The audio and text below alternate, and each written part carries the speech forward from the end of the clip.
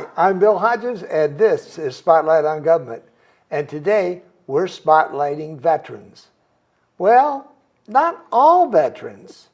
We're spotlighting female veterans because we have with us today in the studio Pamela Smith-Beatty, Women's Veterans Program Manager, James A. Haley Veterans Hospital and Clinics. Hello, Bill. Boy, that's a title and a half, isn't it? It is a title and a half, and it's a title and a half job also. Is it all right if I just call you Pam? Please call me Pam. I appreciate it.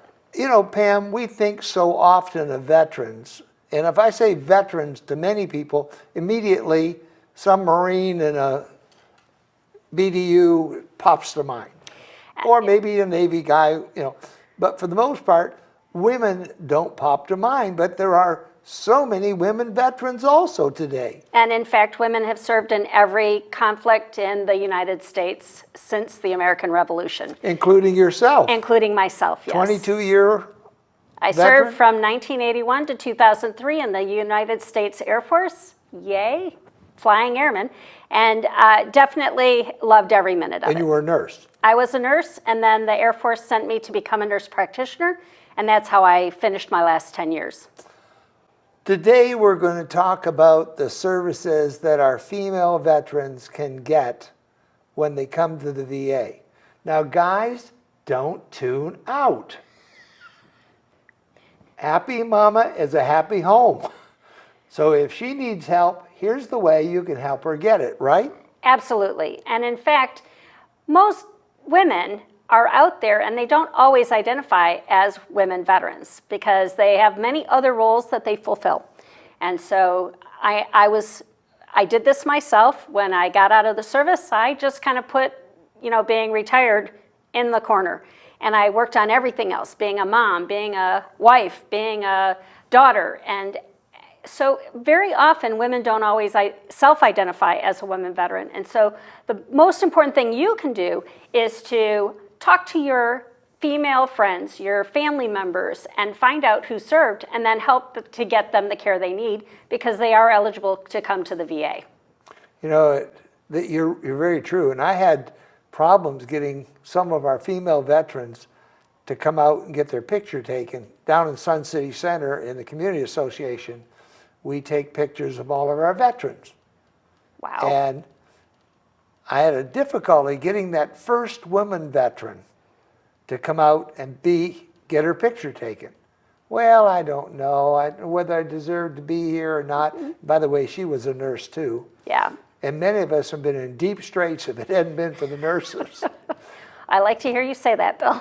Yes. And as it turned out, our 500th picture happened to be a lady who was in the military. Oh, that's fantastic. Navy veteran, but that's all right.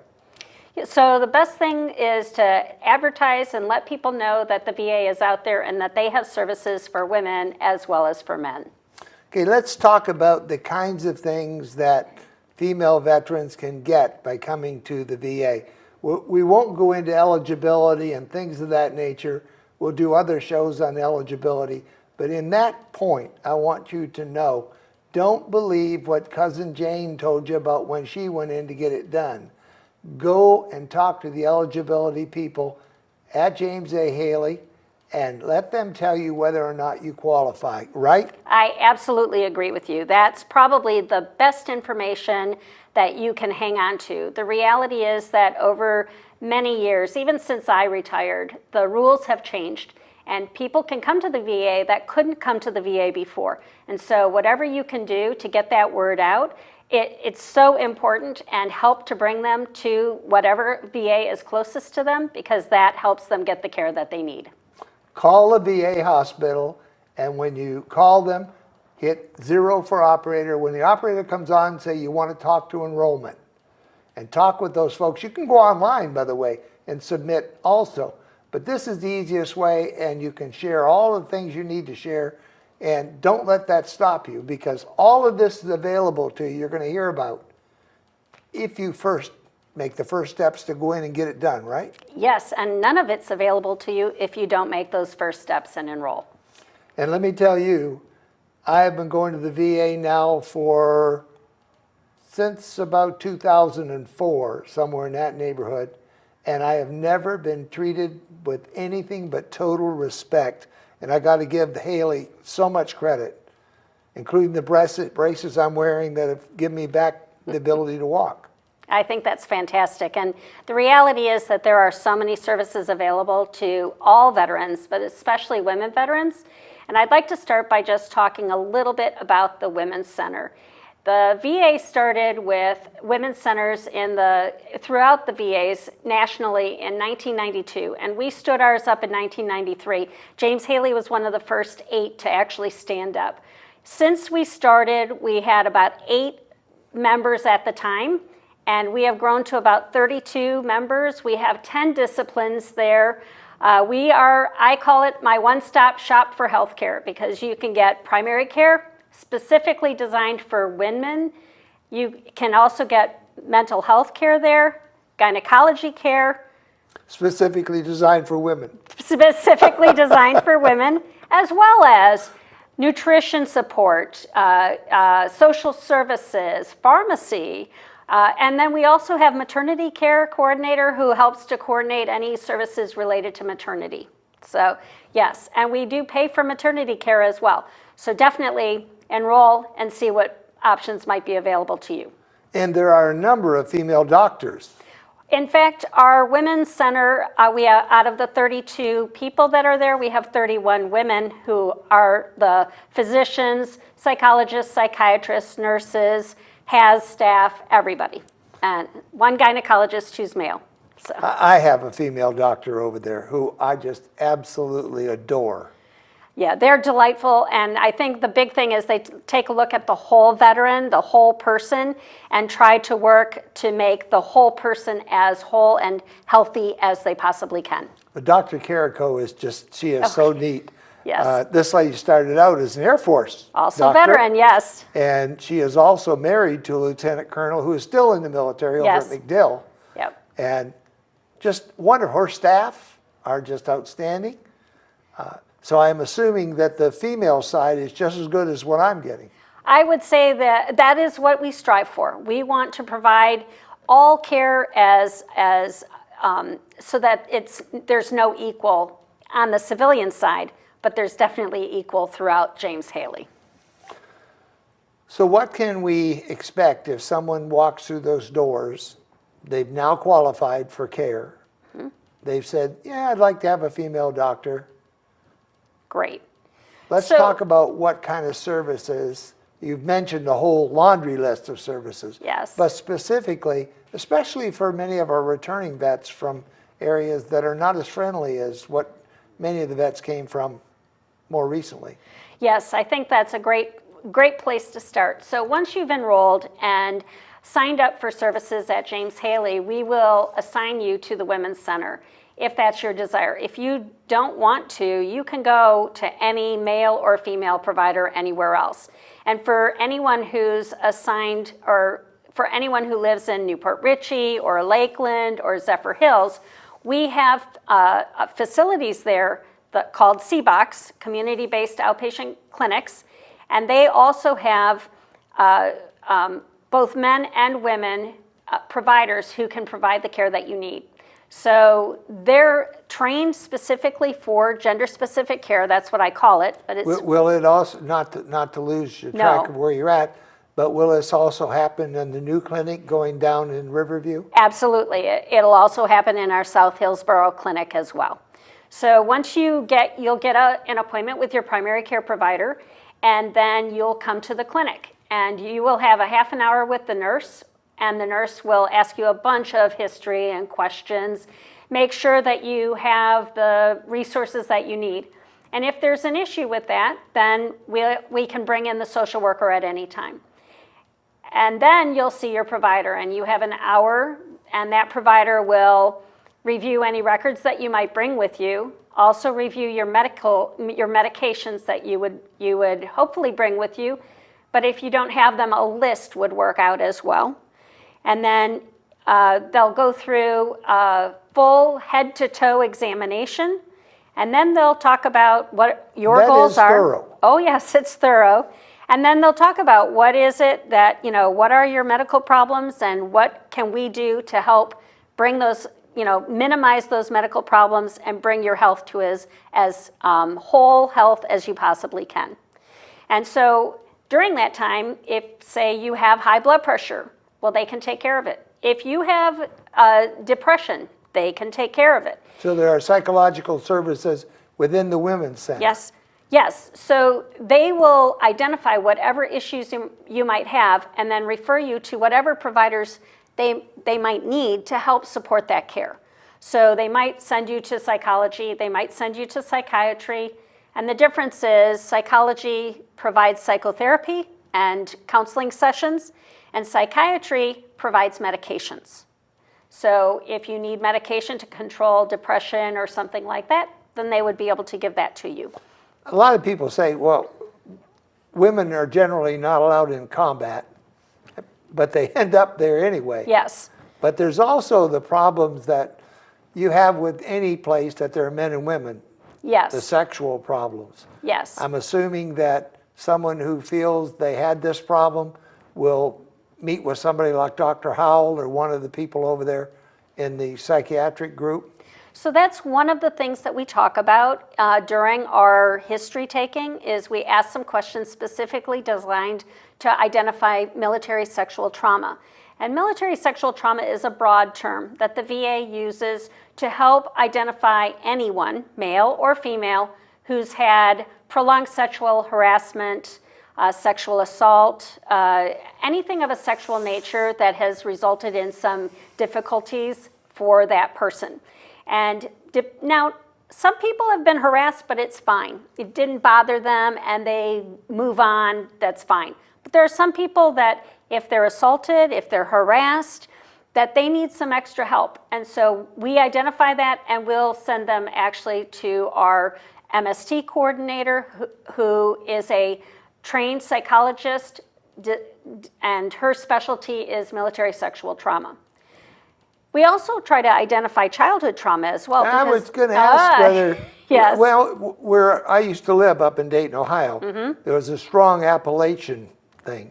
And they were saying, even way back then, that 1 in 3 women in that society had been molested by somebody within the family. Yes, and it is a pretty strong correlation sometimes.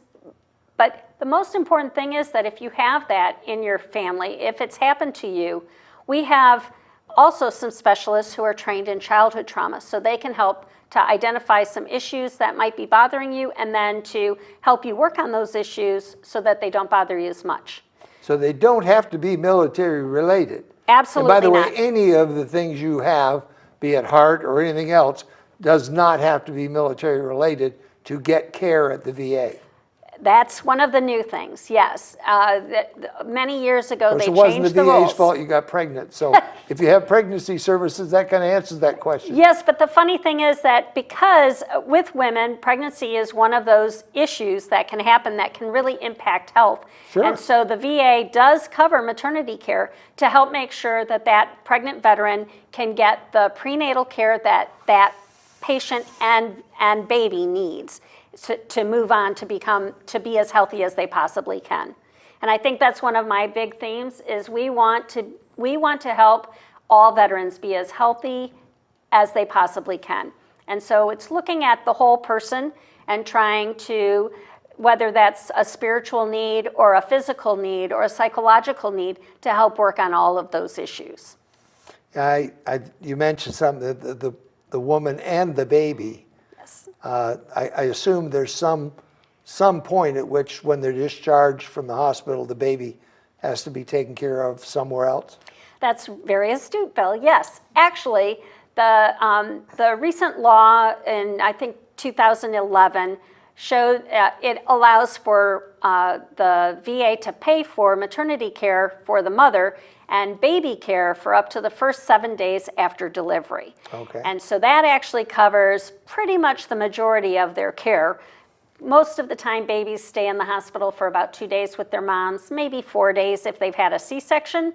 And then they go home, and if they're breastfeeding, they're going to need one more visit at the 7-day mark. And we pay for that. Okay. And we also pay for all lactation services. So if a woman veteran wants to breastfeed, then we can help them to do that. We also will provide them with the prosthetic needs that they have. For example, we'll give them 2 nursing bras, a nighttime bra, Oh, really? and a breast pump. Okay, and we also will provide them with some ointment for any kind of breast pain that they might have, breast pads to help with leakage. We try to support that. Wow. Because breastfeeding, we know, really helps women both to regain the shape after they deliver, but it's also really good for babies. And so we want to encourage that because that helps promote that whole health concept. What happens if there's, and I'm giving you what ifs, obviously, right. but they're popping into my head. What happens if the baby as a preemie needs to be put into incubator for a longer period of time? Do they have to be transferred to another hospital? Well, they don't necessarily have to be transferred to a hospital because I think every hospital has to accept our payment, okay? Oh. Either choice or non-VA care. Okay. So for the first 7 days, we'll cover them. But we use our social worker to identify women veterans who need a little bit of help, who may not be able to insure that baby. And so we identify that early on, help them to put in the application for Medicaid. And most of the time, they're already approved before they ever have that baby. If they are if they end up delivering too early, then the hospital will help them to do that. And usually there's an emergency Medicaid where it'll cover them for that period of time. Okay, so I'm getting the inkling here that you're outsourcing maternity care. We are outsourcing maternity Okay. care. The problem Let's talk is, about that just a little bit, the idea Yes. of outsourcing. So- They aren't coming to James A. Haley to have the baby. well, no, they're not. No, they're not coming yet. Okay. At this moment, At this moment, they're not coming yet. things are still flexible. But the thing is that, you know, we still want that woman veteran to feel comfortable, and they still Sure. will come to us for a number of issues related to their care. So, for example, if they break their toe, they're going to come to their primary care provider because their OB doctor will not take care of that. Right. Okay. So they will still come to us, but it just won't be for actual maternity care. Okay, so they would have a maternity doctor Yes. taking care of them, and the VA would take care of the cost of that doctor doing that. There are a couple of rules with that. Okay. But we have a maternity care coordinator whose job is to help those patients go through pregnancy, deliver, and then afterwards come back into the VA system without any hitches. And then with the rules that are there, if there's anything that woman veteran needs that's in addition to her maternity care, so for example, prescriptions we can take care of, but sometimes it takes a little bit of coordination. Also, because we have to make sure that the person who's writing the prescription is actually eligible to write prescriptions. So there are some iffy things about someone outside the VA writing a prescription. That's exactly and right. The VA covering it. So it has to, generally, you have to take the prescription in, get somebody in the VA to agree, and then to rewrite it. And it's only, so we actually don't rewrite anything. Okay. We have a process in place that for maternity patients, approving it. they can actually go ahead and get that filled through our VA pharmacy. Okay. But there's a little bit of work involved with it. So if someone has, say, a heart condition that pops up during pregnancy, we also help to coordinate that care either between the VA or else with a civilian cardiologist. And so those kinds of issues, there's a lot of coordination there. And so this, Tammy Temenis is our maternity care coordinator. She helps to make sure that those issues are identified early on. We help to remove those barriers and to make sure that veteran is getting the care that they need and that baby is as healthy as it possibly can. You know, it really, for a lot of very young families, somebody's in the military, they get out and they're young, they're trying to get restarted, that don't have insurance. Yes. This is a fabulous program. Absolutely. And very often, when I first started, it was not as well known. It had just started. The program, I think, was in 2005. And so, but it's starting to get some real traction. And as a result, since I've been in this position, I've been there for 8 years, and the number of our pregnant veterans has tripled.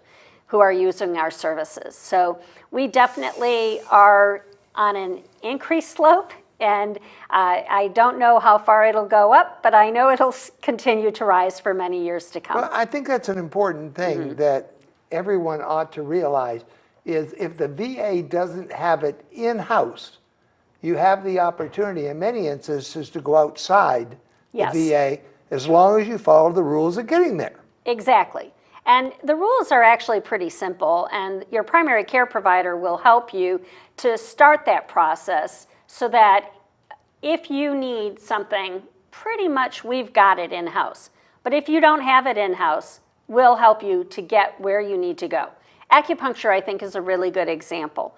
We don't have an acupuncturist in our facility yet, but we do refer people to acupuncture if it is appropriate for their condition. Really?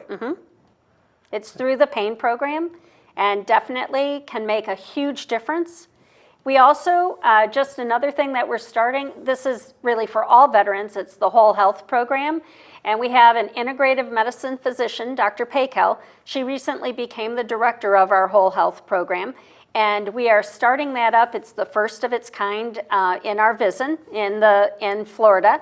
And they'll be bringing in anything that helps all aspects of a person. Like Weight Watchers type programs. Like Weight Watchers, but also exercise, Tai Chi, massage therapy for certain pain, acupuncture, looking at the whole integrative health perspective and helping people to be as healthy and as happy as they possibly can.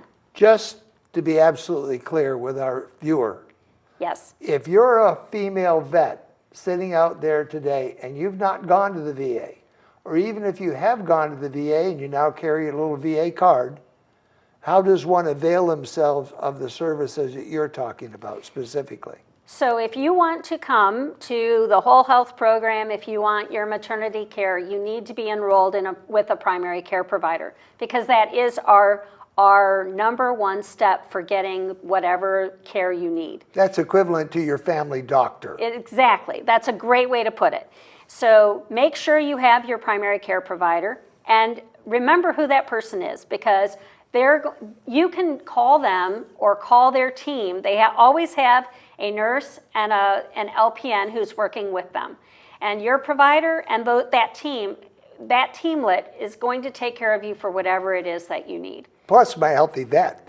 And then there's My Healthy Vet. I love that. I love that too. I use it all the time. My Healthy Vet is an online tool that you can actually log into and have an account where you can refill your medications if you need to.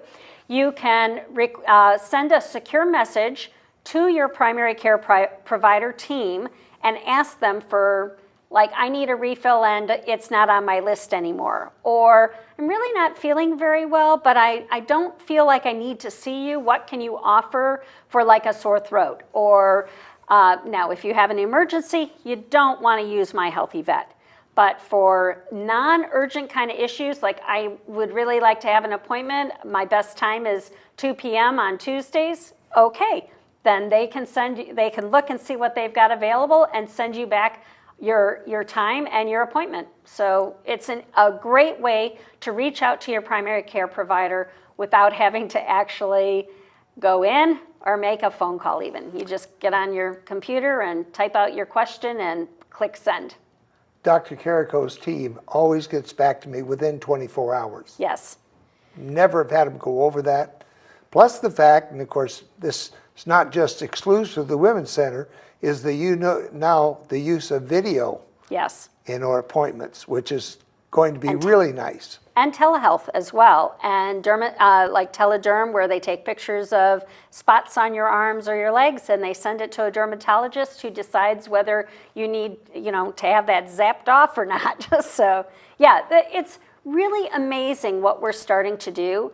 And I think the big thing is when I talk about a lot of these programs, the reality is that they're really not specific to only women veterans. They're specific to all veterans.